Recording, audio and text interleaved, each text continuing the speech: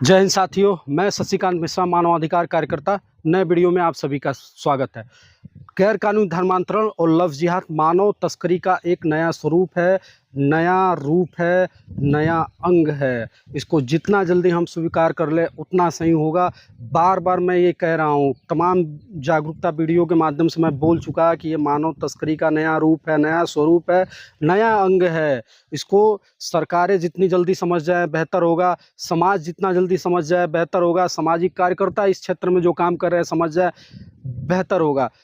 हाँ, मानव तस्करी पे कार्य करने वाले जितने भी जो तस्कर हैं उनका तरीका देखेंगे, उनका जब ट्रेंड देखेंगे, और जो लव जिहाद और गैर कानूनी धर्मांतरण पे काम करने वाले जितने भी ये तस्कर हैं, जितने भी ये दलाल टाइप के लोग हैं, जो जो भारत को अस्थिर करना चाहते हैं, समाज को अस्थिर करना चाहते हैं, जो विदेशी ताकतों से मिले हुए हैं, और ये एक तरीके से अपना एक नेक्सस इनका है, एक संगठित होके ये पूरे देश में फैले हुए हैं और संगठित होकर ये काम कर रहे हैं, मजबूती से काम कर रहे हैं, ज़मीनी स्तर पे काम कर रहे हैं।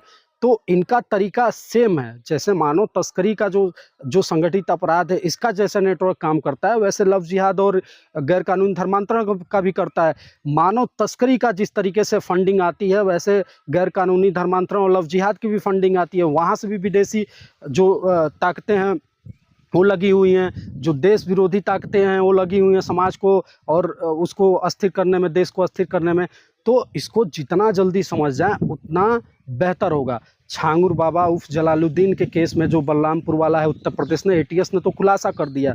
इसका जो फंडिंग का स्रोत है ये खुल के तो सामने आ गया कि भाई विदेशी जितने भी मुस्लिम कंट्री हैं इसको फंडिंग करते थे। वहाँ के जो लोग हैं गैर कानूनी धर्मांतरण और लव जिहाद के लिए, जो हिंदू समुदाय है उसकी बेटियों और बच्चियों को कन्वर्जन के लिए, उसके समुदाय के लोगों को कन्वर्जन के लिए पैसा देते थे। ब्राह्मण है तो भाई 20 लाख रुपए, ठाकुर है तो 17-18 लाख रुपए, दलित या अन्य जो पिछड़ा वर्ग की कोई बेटी है तो उसको 10-10 लाख रुपए दलालों को दिया जाता। अब बताइए, कोई एक ज़मीन बेच के एक महीने में दलाल जो है 2 से 3 लाख रुपए कमा लेता है। अब उसको कोई ये कहे कि भैया ये लड़की लेके आओ और कन्वर्जन करवाओ और तुमको जो है 20 लाख रुपए मिलेंगे, 20-25 लाख रुपए, तो कौन तैयार नहीं होगा भाई। थोड़ा भी जिसके अंदर लालच होगी, नैतिकता नहीं होगी, धर्म के प्रति समर्पित नहीं होगा, धर्म के प्रति उसकी सच्ची निष्ठा नहीं होगी, तो कोई किसी समुदाय का वो तैयार हो जाएगा, आसानी से तैयार हो जाएगा। और ऐसे जो लोग हैं, ऐसे जो दलाल और लालची टाइप के लोग हैं, इनका नेटवर्क तैयार करने में कितना समय लगेगा। फंड है हमारे पास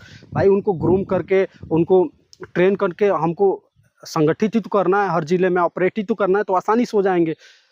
यहाँ सवाल गंभीर खतरा है, और ये भाई साहब सरकारें और उनकी एजेंसियां पूरी तरीके से फेल हो चुकी हैं उसको रोकने के लिए।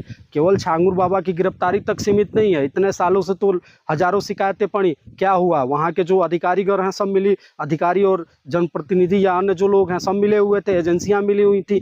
शिकायत आया तो गंभीरता से क्यों नहीं कार्रवाई हुई। कोई जाता था तो उल्टे जो शिकायत करता है उसके साथ शोषण किया जाता था, उसके साथ मारपीट की जाती, झूठे मुकदमों में फंसाया जाता था। अब जाके तमाम प्रधानमंत्री से लेकर मुख्यमंत्री तक पत्राचार हुए। अब जाके जब सबूत हाथ लगा, एजेंसियों के ऊपर दबाव आया तो उन्होंने गिरफ्तारी की।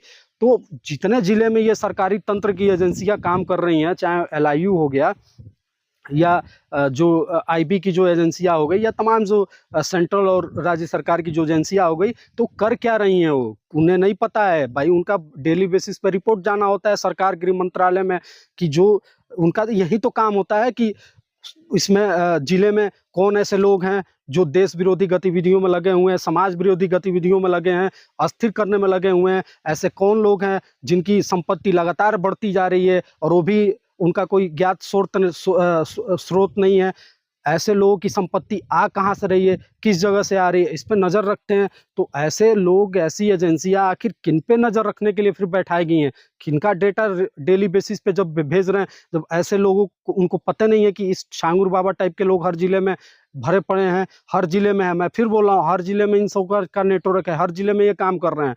तो ज़रूरत है इनको चिन्हित करके और वो करने की। दबाव डालिए एजेंसियों पे, सरकारों पे दबाव डालिए। जब तक आप दबाव नहीं डालेंगे, ये अपने मन से कुछ करने वाले नहीं हैं। सामाजिक कार्यकर्ता जो इस क्षेत्र में ट्रैफिकिंग के क्षेत्र में जो काम करने वाली संस्थाएं हैं, उनको तो डर भैया ये है कि उनका फंडिंग रुक जाएगा, जो FCRA वगैरह से जो इंटरनेशनल फंडिंग है वो रुक जाएगी। जब तक हमारे अंदर समाज के प्रति समर्पण की भावना नहीं आएगी, जब तक समाज के प्रति एक निष्ठा नहीं आएगी, अपनी बेटी अपने देश की बेटी है, अपने समाज की बेटी है, अपने समुदाय की बेटी है, अपने परिवार की बेटी है, इनकी रक्षा के लिए हम आगे नहीं आएंगे। अपना जो कर्तव्य भावना है राष्ट्र के प्रति, समाज के प्रति, ये हमको नज़र नहीं आएगी, नैतिकता नहीं आएगी, तब तक ये नहीं रुकने वाला है, नहीं आवाज़ उठाने वाले हैं हम।